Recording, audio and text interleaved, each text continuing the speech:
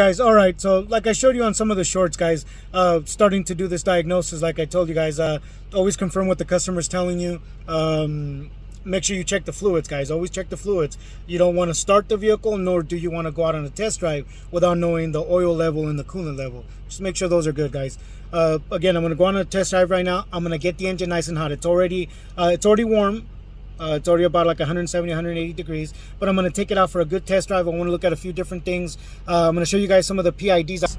So I also, guys, erase the codes. Make sure you clear any of the codes out of the vehicle. As you can see, there's no check engine light.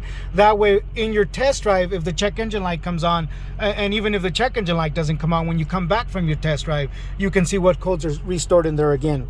So again, guys, so here are some of the PIDs or data points that I have for this test drive. Obviously, engine coolant temperature, engine oil temperature, FICM injector control power. I just want to see how that runs while you're driving. Injector control pressure desired, that's what the computer wants, an ICP or high pressure oil. And then I also have the ICP, the IPR, injector control pressure regulator percentage. Then you have the injector control pressure, which is the actual pressure in the high pressure oil system right now. Also, guys, I put my manifold gauge pressure so I can read the boost, even though there is a boost gauge on the vehicle right there.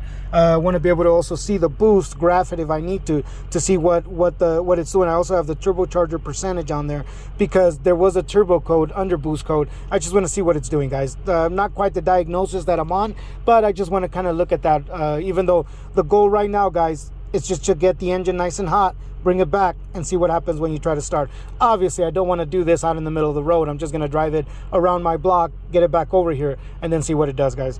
All right, let's go on the test drive, and I'll show you guys what happens in that process.